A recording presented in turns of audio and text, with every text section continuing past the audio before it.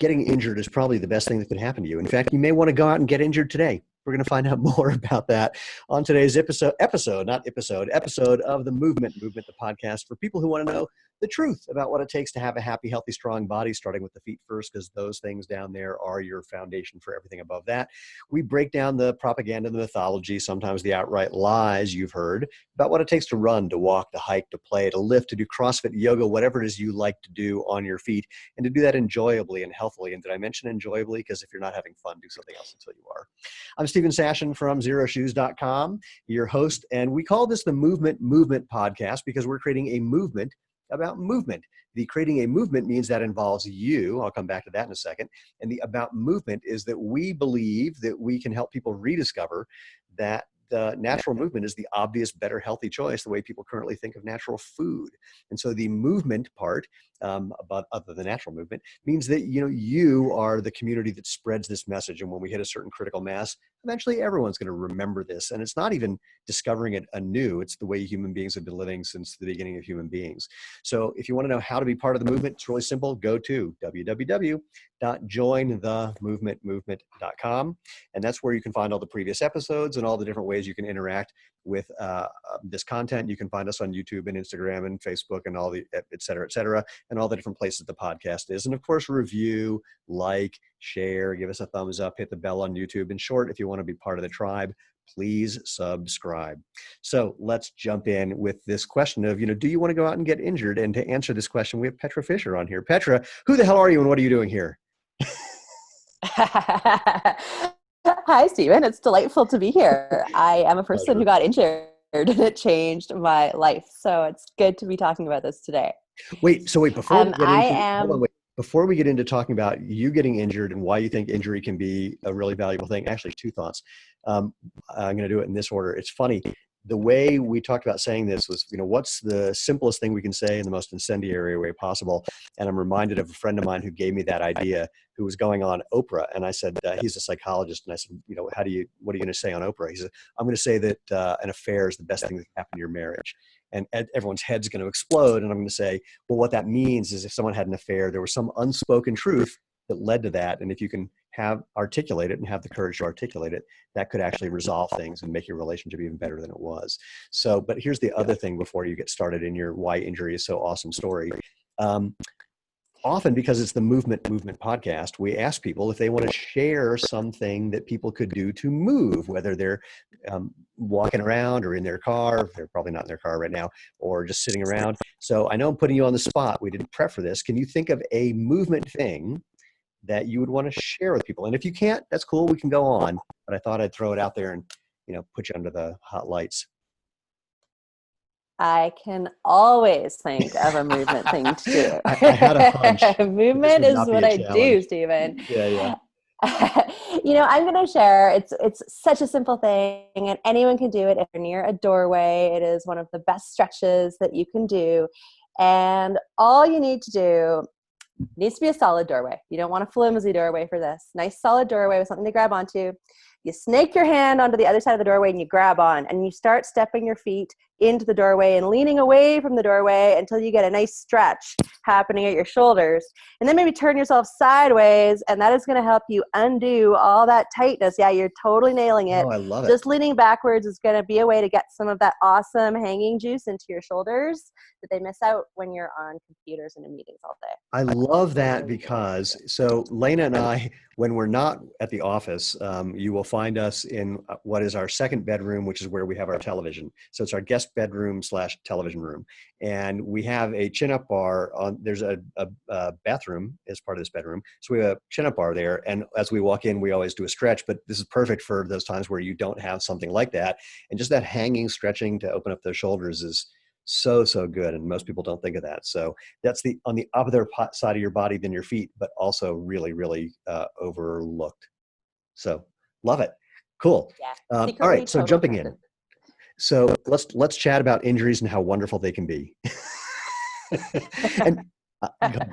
All right. So let's frame that a little bit. Obviously no one wants to get injured. And I certainly didn't. And I have a long history of chronic injuries every time I tried doing any kind of sports. And the reason it's ended up being wonderful for me was because the most recent round of really difficult injuries was when back in my corporate days, I was a lawyer working in Toronto, doing the most corporate evil type of law you could imagine. And my stress relief was running, and I have flat feet. And so I started getting all the running injuries you could possibly imagine. Well, I'm going to And it was pause really there. frustrating I'm going to because, pause and say you weren't getting injuries because you had flat feet. Speaking as someone who had lifelong comic level flat feet, but nonetheless, just want to clarify for people who might have flat feet, thinking that we're saying that flat feet causes injuries, which we're not. So anyway, continuing. I think I brought that up because I was given all the motion control shoes that Bingo. existed in the world. Everybody wanted to fix my running for me with the shoes. And it wasn't until I started going deep into the world of manual and movement therapy that I started realizing that there was something much more fundamentally wrong with me. And it wasn't really me. It was just because I didn't know the technique and I didn't have the right shoes. And it led to me going down this pathway of turning into a movement coach instead of a lawyer, which has truly been the best thing that's ever happened to me. So what kind of injuries were you getting? And what was, I mean, was there kind of a pivotal moment that was and one of those things with the angels blaring and the sky lightning and doves flying overhead and chocolate flowing in fountains, and what were the injuries? What was that transition moment, and what was the first thing that you did? Yeah, I sort of had look, it was all of them. I had shin splints, I had nerve issues, I had plantar fasciitis. I started having some hip problems. Like everything that I did seemed to be a thing. There was less a single moment when I was like, this has to change. Actually, that's not true. There were two moments. Number one was the first time I went to a rehab Pilates specialist, and she showed me the way that I stood. And the way I was standing was the way that most people who wear shoes with heels stand habitually. Is when you come out of your shoes with heels, you still stand like you're wearing heels. That tends to carry forward into your body if you sit a lot and wear heels. So realizing that my pelvis was way forward and squashing my feet all the time was a huge light bulb moment. Like one of those moments when you realize that by changing how you move, you can change everything and heal and fix yourself. So that was a huge one. And then the second light bulb moment was after I was doing this rehab Pilates and seeing these massage therapists. I was getting really interested in bodies, and I started a personal training, and I had a client who needed some help with her squat. So I started Googling, and I found Katie Bowman's classic blog articles on how to squat better, and my life changed forever. All I wanted to do was to learn from Katie, and that is all I did for the next several years. And so that was really the moment when I was like, oh my God, how you move changes everything. Squatting, it's so funny. I think about, how old are you? I know it's a loaded question for sometimes. 45. Okay. So I'm about to turn 58. And the amount of time that I spend sitting on the floor, squatting, doing all these things, getting up and down, almost every time I do it, I think that when I was growing up, I didn't know anyone who did that. My parents didn't do that. None of their friends did that. And yet, it's so common everywhere else in the world. And it's something that for whatever reason, I've always done. A lot of my friends do as well. I mean, my God, when I was first living in Manhattan, I don't think I owned any furniture because I couldn't afford it. So I had a futon on the floor. I had some other pillows on the floor, and seemed totally fine. People, of course, many people thought it was crazy. Others thought it was super cool. Yeah. So you started squatting. Yeah. And that's still how it's going to be. Oh yeah, absolutely. So I started doing everything Katie Bowman said to do. So I started with research about squatting and to help my client work on her squatting technique. But I don't know how familiar you are with Katie's work, but she's a biomechanist who sort of combines this idea that natural movement is the movement humans should have, the same way that natural food is the food that humans should have, with a sort of a series of small corrective exercises to restore the capacity to move in those ways. Right. So most of us, as you know, will struggle to squat well because we're missing the capacity without doing the build up first. So what happened with that one client then? We fixed her squat, and she and I are friends to this day. We worked together for a long time after that. She did something funky with her spine. Well, and talk about then what happened for you moving forward. Just, there was the light bulb moment, if you will, starting to learn to squat and starting to research, what changed? I mean, I have my own version of this, of learning about my running form and how that corrected my injuries. And then I became a faster runner and Masters All-American sprinter and blah, blah, blah. But but it's a question that people ask all the time, like, how long is it going to take for me to transition? Or what do I need to do next? And people are often looking for a very linear program. And I always point out, this is very idiosyncratic. There's too much individual difference. But I'm curious both what happened for you and then what you've discovered as you've been working with people. Yeah, sure. Well, I found Katie when I was still working in the corporate world. So I transitioned from law and I was working in a government office at that point doing policy work. So I studied Katie's work and I joined her certification program probably about a week after that. So I was studying and working. And so I got a standing desk at work, and I convinced my entire office they should all have standing desks. So I'm sure that my managers weren't super happy about it. I started teaching at the office. So I was all in right away. So that was really cool to sort of practice that and learn it. And I got certified by Katie about 6 months afterwards. So I switched from corporate world into movement coaching, and pretty much committed kind of my life and my business to both moving more naturally and to teaching. So it was a double-edged sword because I wasn't certified in anything like Pilates or yoga. I was certified with Katie Bowman, who nobody had heard of at that stage. So I really had to go through a long period of just trying to get this message out. And it's so exciting to see, your work and what other people are doing in this field now, because this word is getting out now, which is great. But I started teaching, and it's been a really interesting process for me because I am definitely a very hypermobile person. It's typically much harder to work with than a stiff person. So my injury healing has been still a slow process. But what's cool about it is that you really get to know yourself, and you get to know your body and your movement in a way that you never do if you take it all for granted. So now I'm at the stage kind of coming out the other end where I'm able to do more athletic type movements where my body's more balanced and able and capable. And a bunch of issues have just kind of cleared up along the way. I really don't have any of the foot conditions. I mean, those all cleared up very quickly. I had pelvic floor stuff going on that I didn't even realize was pelvic floor stuff. I just thought it was Most people don't even know sneeze, they have pelvic floor. They don't know, Yeah. if you say pelvic floor to many people, they will think that's what you discover when you fall on your hip onto the ground. Not your pelvic floor. Yeah. So, it was eye-opening. I was like, oh my God, not only am I learning how to fix pelvic floor issues, but I have one. But that's been cool because that's really cleared up completely, and that cleared up very quickly as well. And what's so neat is that, even if you haven't cleared up all of your stuff, as you do this transition, you get all these tools that you feel like you have a path forward. You're much more empowered and able to fix your things.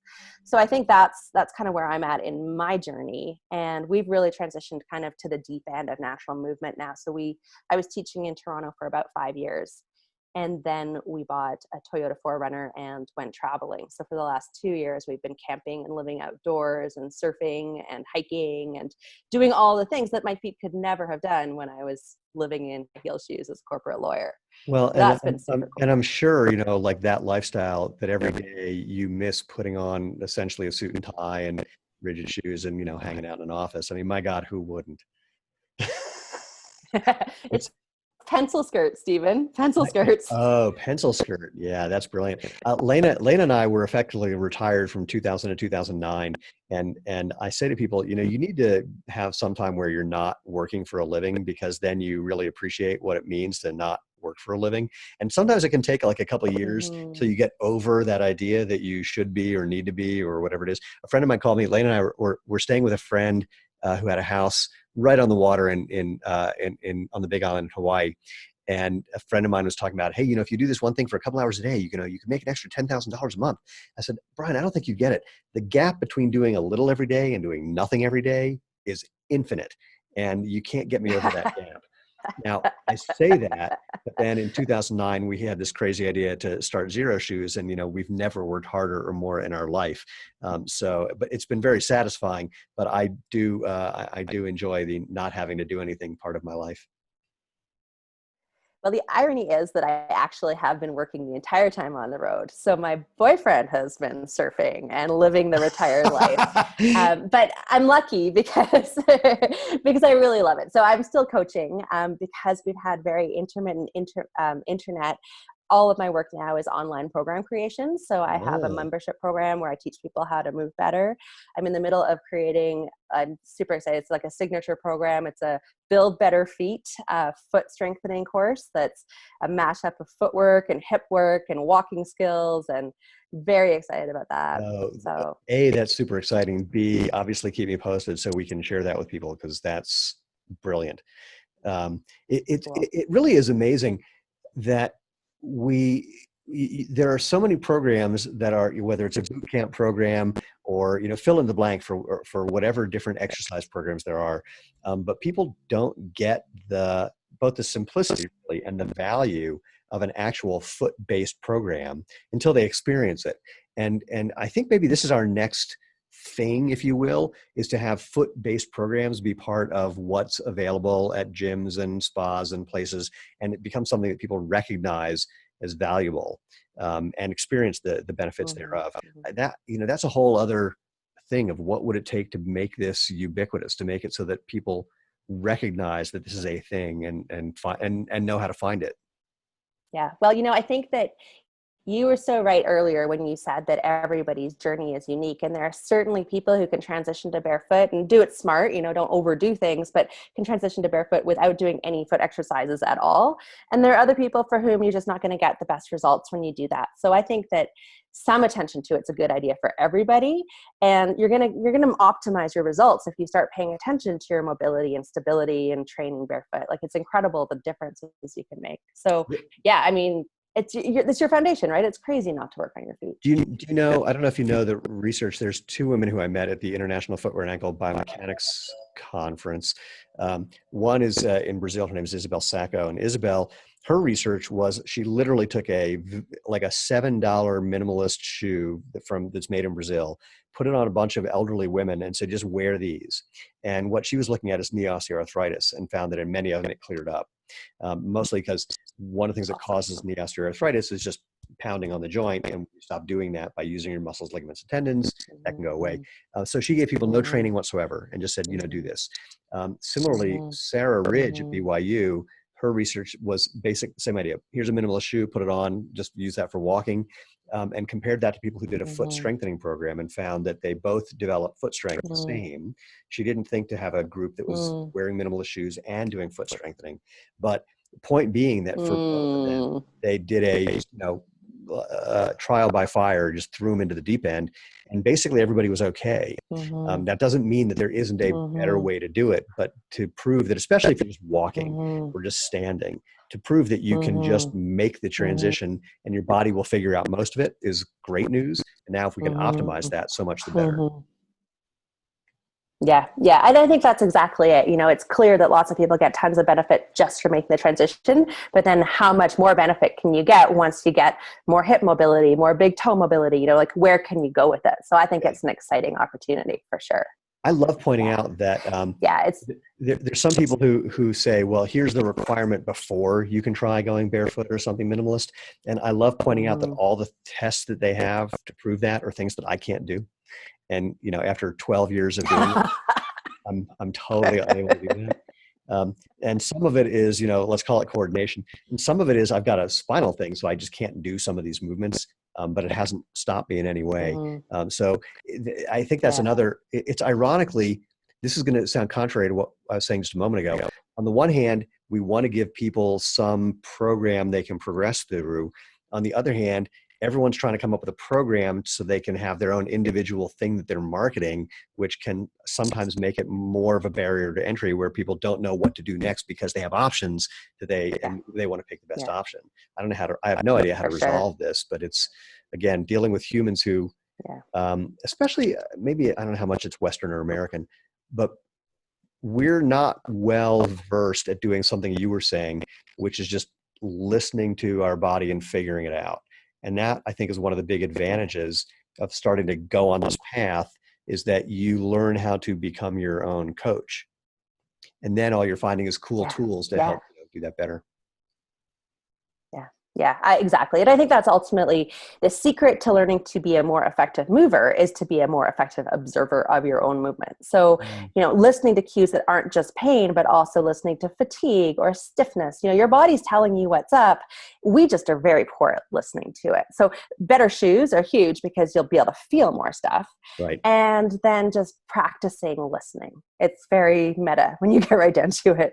What do you do with people who have challenges that? What I'm thinking of is, I remember way back when, to make a long story short, I asked somebody, I was asking them to pay attention to sensations in their body, some sensations in their body. And this person was like, "What are you talking about?"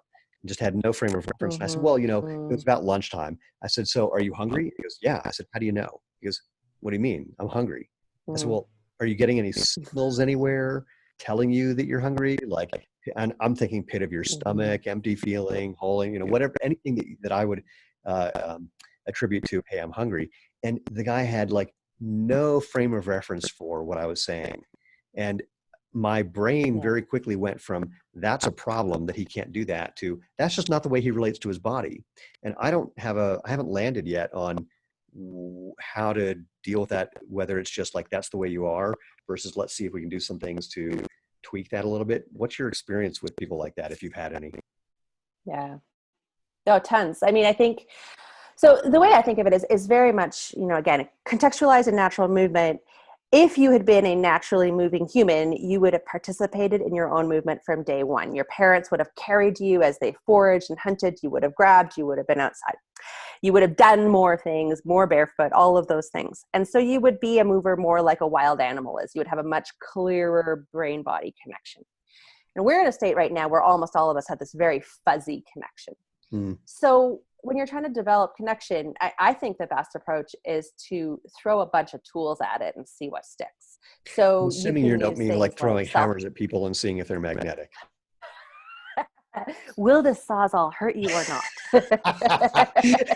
Here's some Black & Decker stuff. Wham! So give me an example. Never throw a tool at anybody. Absolutely. So there are a million ways that you can start to sense and notice what's happening in your body. So an obvious one would be to move in front of a mirror to see if the way you're moving is the way you think you're moving. You could do a movement lying on the ground and explore the way pressure changes in your body. You could videotape yourself. You could roll on a squishy ball and start to feel those sensations. So it's mindfulness. It's a process of developing mindfulness through tactile sensations and through visual observation. Can you give me an example of something you would have somebody do in front of a mirror? And the reason that I'm zeroing in on that one is the number of times I've had a situation, for example, where somebody says, "Hey, there's something wrong with the sole of your shoes because, I'm wearing out the heel." And I say, "Well, you're clearly reaching out with your foot, landing on your heel and pulling back and, causing friction. And that's what's making it wear out faster than it would if you had a different gait pattern." And they go, no, I don't do that. I go, "Okay, well, send me a video so we can take a look." And they'll send a video and they're doing exactly what I predicted. And B, they usually will not only have a hard time recognizing that at first, but I've literally had 3 people, after I showed them that they're overstriding, heel striking, pulling back their heel, literally say to me, "Yeah, but I don't do that." And I go, "Dude, it's a video of you, made by you, sent by you. It's you." And there are some people, and I'm not suggesting that that's, how do I want to put it? I'm not trying to, badmouth them or be demeaning or whatever, but there's some people who just don't have that good proprioceptive relationship where what they think their body is doing is very different than what their body is doing. And we all have it to certain extents, but some people, more or less in different ways. So what would be something somebody would do in front of a mirror that would either let them know if they have some proprioceptive skill or point out something that they might want to explore? Yeah. So the way that, I teach a lot of gait. And so feet are a huge part of walking. And that's one of the reasons that feet are so fundamental in my work. But standing is a part of gait, and how you stand is a part of gait. So I would start with anybody standing in front of a mirror and observing which way their feet are pointing. And check in on which way your feet point, and you can try to change it. So one very common adaptation to poor ankle mobility is to have your feet kind of duck out all the time. I'm sure you see it. Yeah. And a straighter foot normalizes the forces that happen on your ankle. it's a bunion decreator too, just straightening your feet. To practice that, you need to see it. And to see it, you need a mirror and a straight line. And you need to start being like, oh, okay, look, my feet have now ducked out again. Oh, I need to straighten them. So that would be a very obvious mirror focused exercise. So what I would do, is start somebody with just straightening their feet. And then I would take it on to an exercise like a calf stretch and have them work with a not straight foot and a straight foot in a calf stretch so they could experience the difference. And then take that straight foot practice into your daily life, because you can practice having straight feet when you're washing the dishes. Right. So it's a skill building and a habit changing type of approach, I would say. There's a thing but that sorry, go ahead. I was just going to agree with you that having people look at themselves on video can be very challenging, because it takes a fair bit of practice observing movement to be able to see what's happening in movement, I think. Yeah, it's true. And you get better with it over time, for sure. One of the things that Irene Davis at Harvard does in retraining people when they've come in with running injuries, they often do, run with their feet everted, pointed out, or their knees ducking in, or various things like that.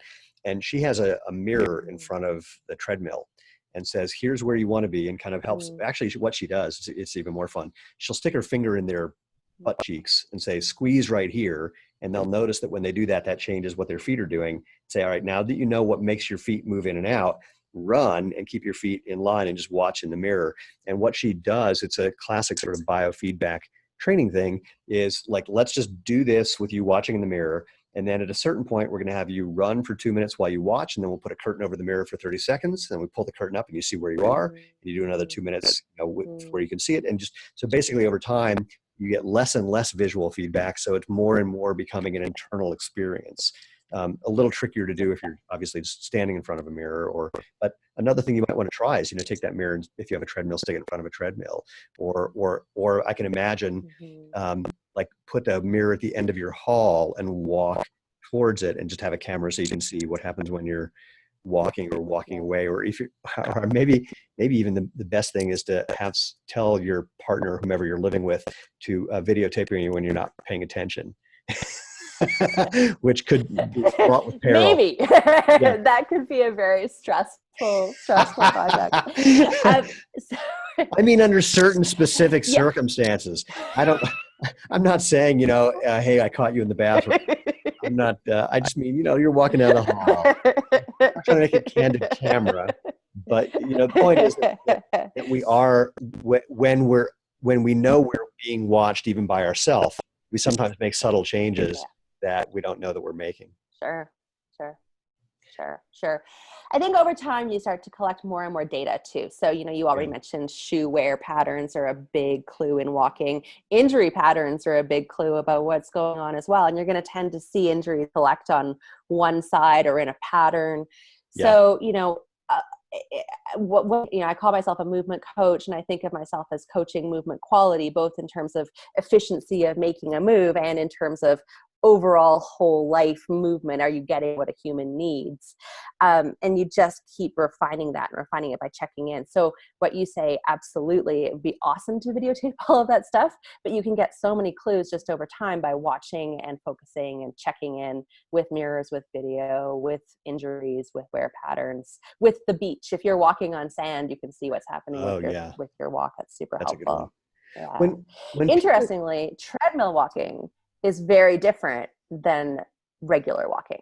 There are, I know you're more of a runner, but there's two basic propulsion systems in walking. And one, you can kind of lean forward and let gravity pull you along and you catch yourself.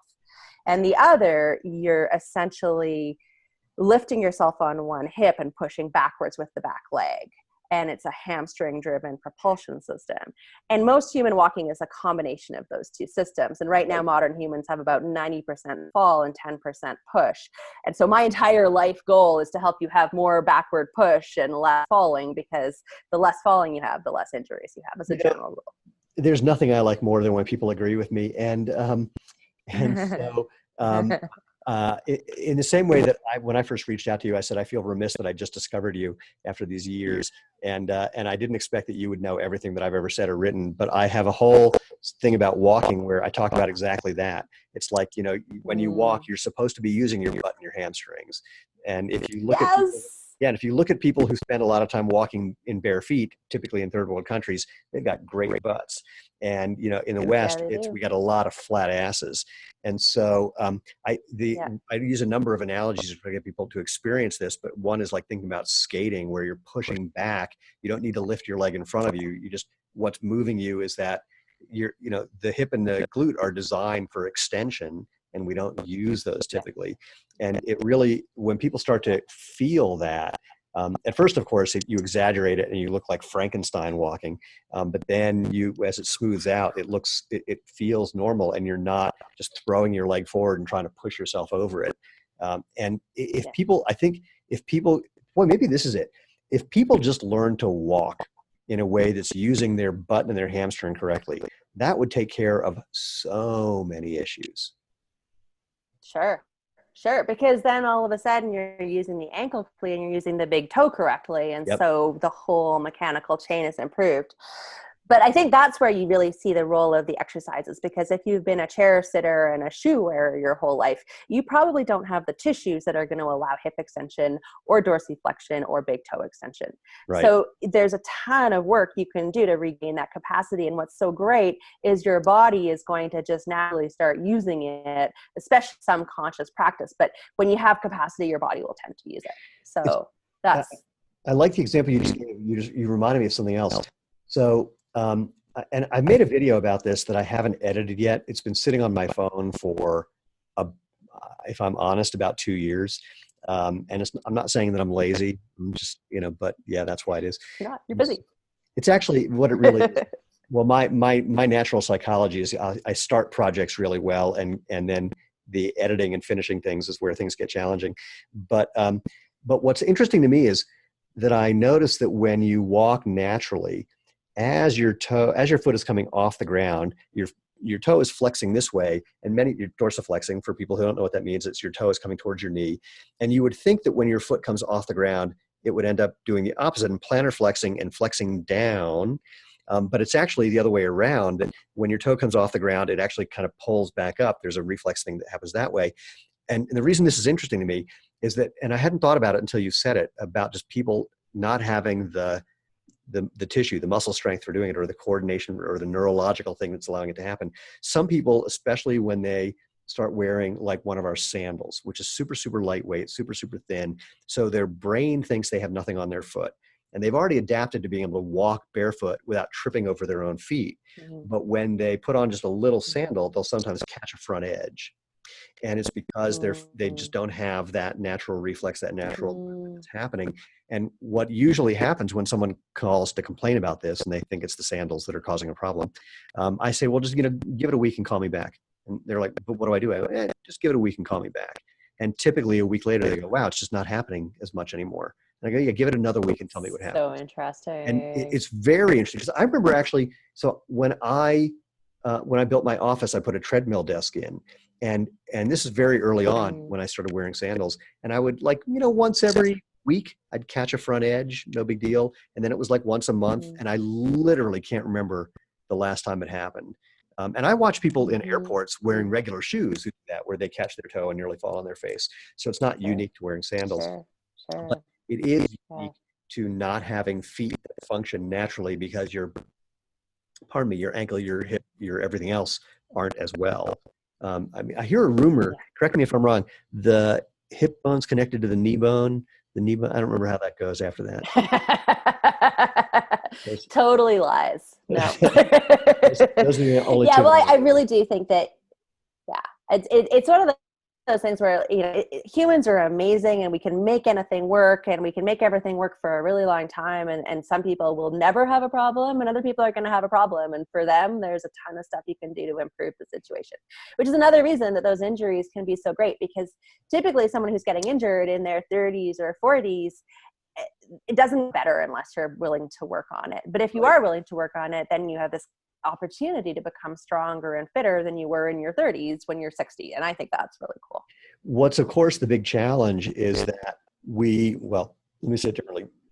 In the last, especially 50 years, people have effectively been trained to believe that whenever there's a problem, There is, let's call it a prosthetic solution. There's something that you add on, there's something Mhm. that you do, there's a thing you buy, there's a product that instantly solves it, rather than realizing there may be some change that has to occur that may take a very short time, may take a little bit of time, but we are so accustomed to people selling us this problem solution idea that when you suggest to somebody that they need to do something internal, if you will, they need to change something about themselves, that's often met with a lot of resistance. And Sure. and I understand it, because who wouldn't want a fast solution? Ironically, though, the Mhm. fast solutions almost never work. And I say to Yeah. people, if you broke your arm and you had it in a cast for 8 weeks and you took it out of the cast, you have two choices. You can continue to support it, or you can actually spend some time doing some physical therapy and getting stronger, and your arm could be better than it was before it started. Which makes the most sense? And everyone always says the latter. And I go, well, then why are you doing the opposite? And it's, overcoming Mhm. that, let's call it the inertia of marketing, or the inertia of marketing propaganda, Mhm. is, I think, part of our movement process, and Mhm. hopefully encouraging Mhm. people to realize that this other way is not only better, um, but well, on the long term better, but ultimately less expensive, more valuable in other Yeah. ways as well. And Yeah. I, it, I don't have an answer yet for how, let alone if, it's possible to create that mind shift where people think about what we're talking about and realize, oh, I just need to learn to do something a little different, and all this stuff will take care of itself. And I don't need to spend a bunch of time researching to find out what orthotic I need, or what shoe with 7 inches of cushioning I need, Mhm. or whether the cushioning now has a flux capacitor or a gerbil on a hamster wheel. And why would you put a gerbil on a hamster wheel is what I'm wondering now, or whatever else it is. Um, uh, so which brings Where are me, the gerbil wheels? yeah, you have to have. I think you have to have there's a different gerbil wheel and hamster wheel. It has to be. Um, No. when I'm sure not. Um, when people come to you, what do they typically think they're coming for, and what do they get that's not what they expected? In other words, People almost always come to, sorry, go ahead. well, I was going to say, it's sort of like, back to my psychologist friend and going on Oprah. I said to him once, do you tell people what they need to hear or what they want to hear? He says, oh, I tell them what they want to hear, and Yeah. when they walk in the door, they get surprised by finding out what they need to hear. And I go, that's kind of pulling the rug out from underneath people. I guess it's the only way to do it. You can't tell them what they need to hear Yeah. because they don't understand it. You have to find bridges. You have to find stuff that people understand and are interested in exploring themselves. You just can't be like, you should get rid of all your shoes and sit on the floor, and that would be better for you. And nobody wants to hear that. But people will come if they're injured. People come to me because they're injured, and often I'll get a shoulder injury or a hip injury, and I'll be like, well, you should probably work on your feet. And that's the challenging conversation. Right. Right. But they should also work on their shoulders and hips. Everything, your whole body needs to move. And I think just like we don't give our feet enough of a chance to move naturally, we should all be squatting, and we should all be climbing and hanging. And I love that you have a hanging bar in your house, and I'm not at all surprised. And everybody needs that movement. Our bodies require it. But what people tend to do is, go to, I don't want to like knock on anyone's sports thing, because they're all awesome, but they're not what our bodies require. So you give them little bits of stuff to explore that feel good and that they like, and then they're either interested or they're not, ultimately. But I do think the shoe thing is so powerful, because as soon Yeah. as you start experiencing a more barefoot way, I don't see how you ever go back. There's a It's there there's a CEO of a footwear brand who's a friend of mine. I won't mention him or the brand because it would be too humiliating. Who said, and they make a product that has some elements of natural movement, but not all of them. And he says, our customers get addicted to our stuff. Like once they get used to this product in like 6 to 9 months, they never want to go back. And I go, yeah, we have the same experience in 6 seconds. And he's like, because you don't have to break things in. But Yeah. it's the only reason that we get out of bed in the morning is from the number of people who've had that experience of like, oh my God, this is such a big deal. And it's such a big deal in ways that um, people don't, how do I want to put this? It's such a big deal that people think when I talk about it that I'm just making it up and some hyperbolic marketing crazy person. And I have to remind them, I go, you just got to know that prior to 1970, this is what everybody did. Prior to the Industrial Revolution, this is what everybody did. And we're not doing something new. We're doing something old. The new things are the intervention for which there's no evidence. And they go, oh yeah, that's a good point. But again, that's because we're so used to someone like new and improved, better than ever. Here's this new discovery. And the new discovery is thicker, stronger. Cleaner, whiter, whatever. It's really, really fascinating. And I think also, you know, one of the barriers is that people take personally if you suggest that their footwear choice might be problematic. And I don't know if that's universal, but it's been so interesting. So as you know, we were long-term traveling until the pandemic hit, and my mother has very kindly sheltered us and looked after us. So we flew from Mexico, and we're now in her basement. But she knows I'm putting together this foot course. And so she keeps hearing me talk about how terrible things like heels on your shoes are and traditional hiking boots. And she keeps getting angry at me because she thinks I'm criticizing her shoe wardrobe, which I suppose, you know, it is true that she's wearing shoes that I don't think are good for her, but it's not about her. It's just the shoes. Well, I'm going to tell you about that. So first of all, I'm so glad you said you're living in your mother's basement, because this whole time I've been thinking what I see behind you just seems so unlike you. It's especially the thing with the plates in it. There's like, that's just not what human beings in our age range do anymore. It's like, okay, so I love that. So here's a thing that I discovered. A friend of mine, I've been having this Sunday morning brunch with friends and friends of friends and whoever decides to come for like 25 years. And we call it brunch church because we do it religiously on Sundays. And so one of my friends used to bring people just to argue with me about things like, did we land on the moon? Is the mind an emergent function of the brain? You know, it was 9/11 an inside job. I mean, it's like all these things. And my favorite was somebody who came like with a master's thesis to present to me. And then after he did this presentation, he said, all right, tell me if you can pick apart my argument. So I started picking apart his argument. And then he started yelling at me and started saying, you're so argumentative. I went, you asked me to do that. But what was fascinating is that he was acting like I was trying to kill him, his children, and his children's children. It was not only taking it personally, it was life and death. And I have this theory that beliefs that we adopt, certain kinds of beliefs that we adopt, we somehow store them in our brain in a similar way or very tightly related to our sense of self itself.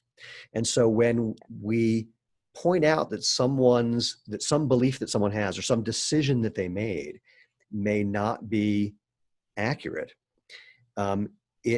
it goes right to your sense of self, which is partly why there's a lot of cognitive psychology research that shows if someone has a belief and you show them evidence that the belief is factually inaccurate, instead of going, oh, they hold on to it even more tightly. And it makes no sense that we would do that kind of rationally, but it makes total sense that we would do that because when humans learned to make decisions, it wasn't valuable to have to redo that every time you were in a similar situation. It's evolutionarily advantageous to just come up with one. If it works, stick to it like white on rice, no matter what happens, because that's just going to be the fastest way to process. Now, if you think about it and extrapolate that a little bit, it means that most of us evolved from idiots because it was someone who made a decision for the wrong reason or came to the wrong conclusion, but lived. And so we are the spawn of morons. Successful idiots. Yeah. We are the offspring of surviving idiots. And then if you extrapolate from there, you just have to watch the movie Idiocracy and see where that's going, which is not good.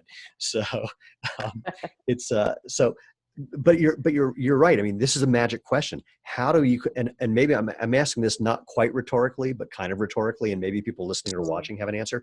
How do you present this information that doesn't come into conflict with this phenomenon of how our brains work? And I don't know. I have some ideas. I have some things I'm playing with, but that's the $64,000 question. And that reference dates me. Yeah. Well, it's like, how do you get the broccoli into the dessert?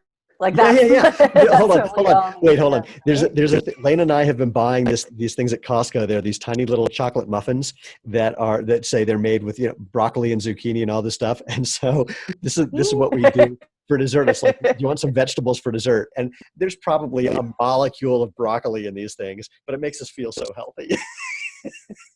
Totally. And you know what, though, like, it's all joking aside, like, it's about finding those common interests. Yeah. And so, maybe you should totally wear whatever shoes you want to wear, but then just once spend some time barefoot, and like whatever they are for somebody individually. We have a big joke. If you do any kind of anthropological reading, or if you read Sapiens, which is such a great book, you'll find that 90% of the names that human tribes have ever chosen for themselves, they always seem to be something like, we are the one people, or we are the first people, or we are the best people. And you will see it is so consistent. That's hysterical. It's just remarkable. Yeah, it's amazing. And you watch for it. You'll see it for sure. It's that same problem again. But I've got to We get pause. I mean, I very find that hung so up on funny our because I identity. know that we are. I mean, it's just obvious. Clearly, we're doing the right thing, right? I mean, I know. those I think people, you that's have the to be silly when so they do willing it. to question yourself. Thank goodness we have the answer, Steven. Oh my God. I don't know what I would do if we didn't. Yeah. That's so, but I like your idea. It's like, rather than trying to, make go head first into this, it's like finding a way to introduce people that isn't threatening, that just gives them the little bit of a taste, the little something, that will then open up the door a little bit. I mean, I can tell you the way that I've been doing it now, and this is not an example of that. I've been pointing people back to experiences that contradict their beliefs in a very not trying to do it in a non-confrontational way. So like when people ask me what I do for a living, I go, well, let me ask you a weird question. Do your feet feel better at the end of the day than they did at the beginning of the day? And I've never met anyone who says yes. And then I go, that's probably because of your shoes. Because like, look at your shoes, which are pointy. And I go, and tell me, is that the shape of your foot? And they go, no. And so those two things kind of open up a conversation I don't then say, take off your shoes, go barefoot, buy my shoes, whatever. But that's a way of kind of making an end run around it that has been really effective. And I know that when people become barefoot, natural movement, minimalist converts, our natural inclination is to try to just go head on and convert the unwashed masses. Yeah. Yeah. It's We're something really that obnoxious. it's something I'm looking to do, is to basically create a curriculum for how people who get hip to what we're doing can talk about what we're doing without pissing off their friends and family.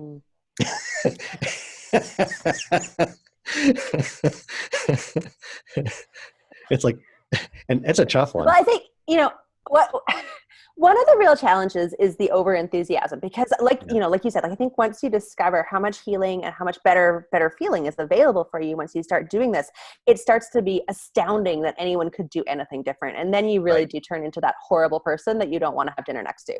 So it's sort of about tempering your enthusiasm. And I think what you're doing and creating, your zero community and being out there and normalizing this is part of it too. So it shouldn't be as exciting to discover it as much as like, oh, now I'm doing that too, because all these people are doing it. So making it a little bit more normal and making it a little bit less of a revelation is really, really helpful. Because otherwise, like the over enthusiasm does not help at all. I think another thing that works well for me in my life, although I haven't tried it so much with people as clients, is that whenever my partner and I have a disagreement about what we should do, like, should we do X this way or that way, we almost invariably just say, well, we're going to do an experiment and we're going to choose either way. It doesn't matter which one. And then we're going to decide if that was the right way or not. And I find that experimental mindset is incredibly helpful, because it takes away any sense that he's right or I'm right. And we just get to explore something with kind of no stakes experiment. So I wonder whether that might not be a way into too. Like, be like, just try it. Try wearing a minimal shoe for a day, maybe. I like that idea. I love the let's just give it a whirl and see what happens. I used to do a thing. I don't get out very much. I don't interact with human beings as much as I used to when I didn't have a job. But I used to do things like this. I'd walk into a bookstore and I would say, what book should I get? And like walk up to some employee and they go, well, what do you like? I went, it's not my question. What book should I get?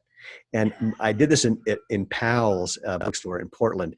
And the first person I said it to said, I don't know, go to that section and ask that person. So I went up to that section and I said, so what book should I get? And they said, what do you like? I went, again, I don't know. I mean, the question is, what book should I get? And this person went, huh, come with me. And they took me to a section that was actually interesting. You mentioned anthropology. It was the anthropology section and said, I think one of these 3 books would be super cool for you.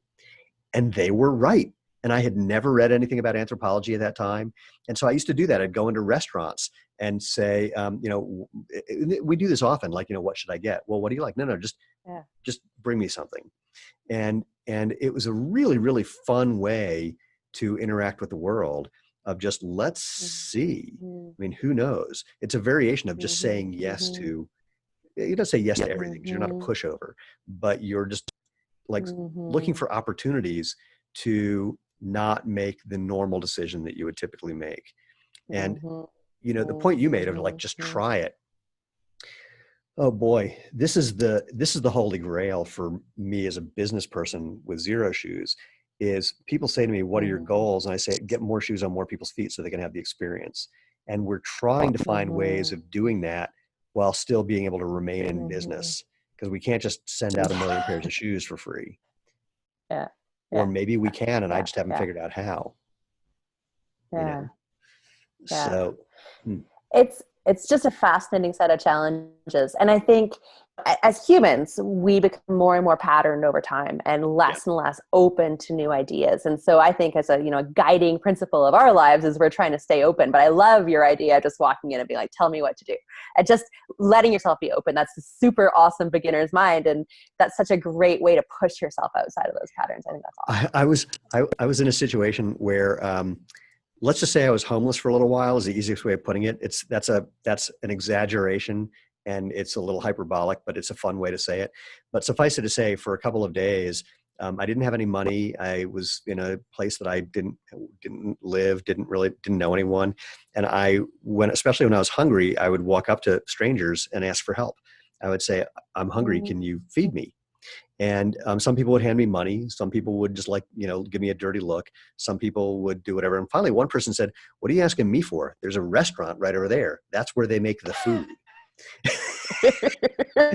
I said, oh my God, that was brilliant. So I walk up to the restaurant. It was a fast food place. Now, I had been a vegetarian for 20 years up until that point. I still mostly am. And I don't eat meat. I occasionally have some eggs and occasionally have some sushi. So anyway, I walk up to this restaurant. I said, I'm hungry. Will you feed me? And the guy behind the counter just gives me a totally dirty look. And I realized he hadn't said yes or no. So I kept looking back at him and I just waited.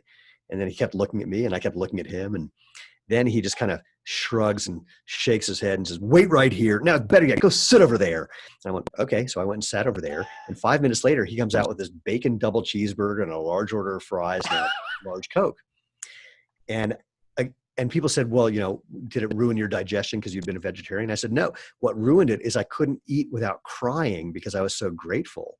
And I mean, I didn't like it or not like it, but it was just such a, I'm crying, tearing up just thinking about it. It's super, super fun to put yourself in those kind of situations. Anyway. One of the coolest things that has happened to us on our travels has been living in a surf camp type environment. And I don't know if you've ever been to a surf camp, but I'm sure they're all different. There's organized ones, but there's also places where there's a wave and there's some camping near the wave and a bunch of people go camping there and a bunch of surfers will live there for 3 or 4 months at a time and people will come in on weekends. And there's this really interesting kind of camp community environment that happens. And because surfers are broke, you get a lot of random strangers coming across your campsite and asking for help.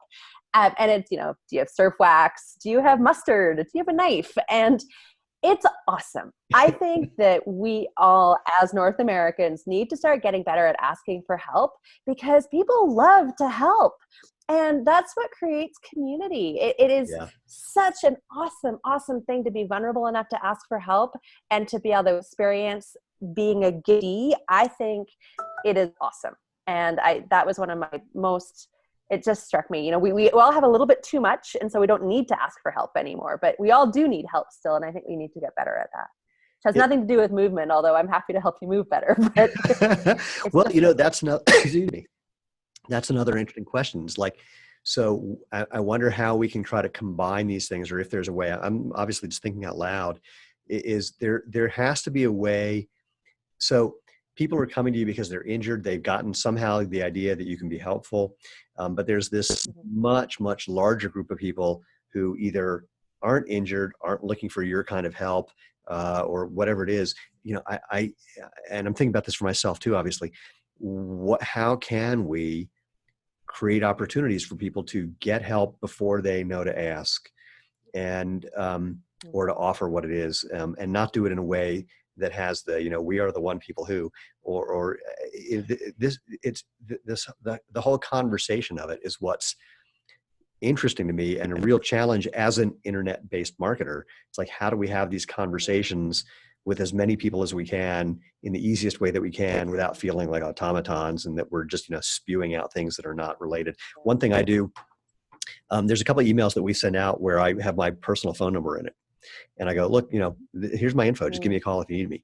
And I only get about 3 calls a week, but they all have the exact same pattern. It's like, hello, this is Steven. Oh my God. and it's really entertaining. Yeah. But I mean, I just like to, I think it's important, even, no matter how big the company gets, I think it's important to have that kind of availability, because that's how this whole thing evolved. And I'm still learning every day from people. So anyway, that's all a tangent from natural movement. So we've only got a couple minutes left. You know, I mean, sorry, go ahead. No, you go ahead. Yeah.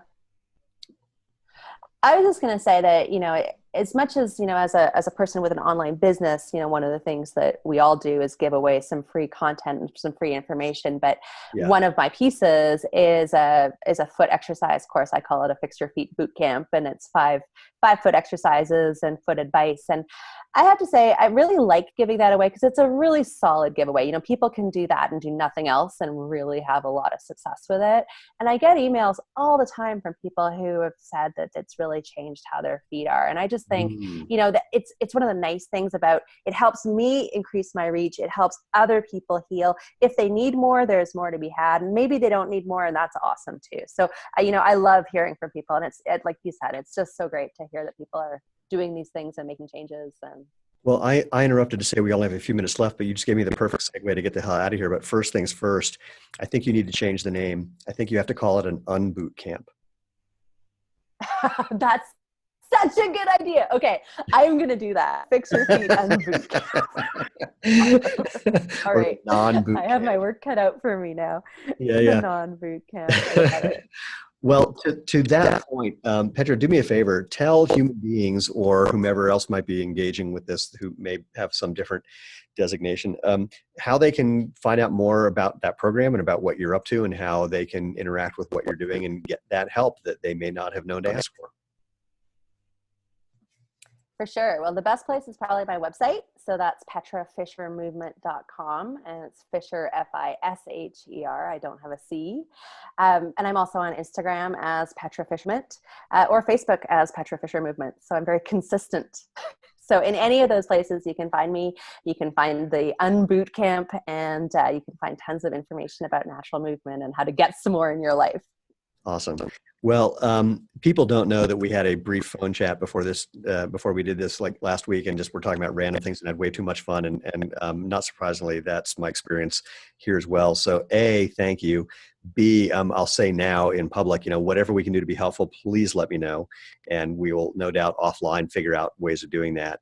Because again, as part of the movement, it's very exciting for me to see other people doing other things. Like some of my footwear competitors, I say to them, look, I'm thrilled that you're here, because the more of us that are doing this, the more awareness it brings to the whole idea. And that's the most important thing.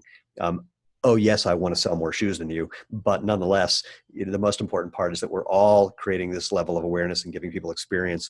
And for the people like you, and for Katie, and for Emily Splickle, and oh my gosh, I'm thinking of Stacy Krause, and sorry, I'm going to leave out. I feel like I'm doing an Academy Award speech and I'm forgetting the name of my parents. There's so many people who are doing such great work, many of whom who've been on the podcast, and many more who are scheduled to. That I can't wait to see where this goes. I'm seeing it all accelerating really quickly. Are you seeing something similar? Yeah. Yeah, it's awesome. I think so. I feel like especially feet have gotten some real momentum over the last 6 months. So yeah, I'm really excited about it. And I think there's the Foot Collective, there's Northwest Foot and Ankle in Portland. They're doing great work. There's Gait Happens on Instagram. More people are talking about feet, and I just think it's super, super exciting. Let's hope that this time. Here's one that we started hearing that's super funny.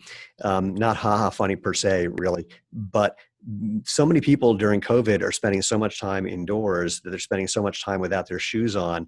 We've had a number of people call us and say, I went and put on my regular shoes and I didn't fit in them anymore. And we're like, sweet. So, because it's like, that's normal. Yeah. And you didn't know it till now. So maybe that's our answer. We just need to have everyone stop wearing shoes for a month or two and then try to put them back on. And I think if we just let that's going to be our new kind of Big Brother-esque biodome, whatever, biosphere experiment, is just, have no shoes November. Well, that would be horrible, because then people would have to find out in December, and that would be a problem. So no shoes. Yeah, not November. Yeah, not November. That would interfere with. Shoes. We'll have to think about that one. Yeah, we got to find a version of that. Anyway, Petra, total pleasure. Thank you so much. And let me do the outro for everybody. For those of you who joined us, thank you for being here, whether you're listening or watching, or someone sent you this via carrier pigeon, or however you're interacting with content. If you don't know how to do that, just go to www.jointhemovementmovement.com. You can find us on Instagram, on Facebook, on YouTube, and all those other places, on iTunes and Google Play, and everywhere that you get podcasts. Wherever you can, leave a review and send us something, and give us a thumbs up and a like and a share, and hit the bell on YouTube. And you know how to do all that. I don't need to tell you how. But we want you part of the movement. If you want to be part of the tribe, please do subscribe. If you have any questions or feedback, or anybody you want to be on the show, just drop me an email, move@jointhemovementmovement.com. And just like the phones where I answer them, I will answer your email. And most importantly, go out, have fun, be safe during this time, and live life feet first.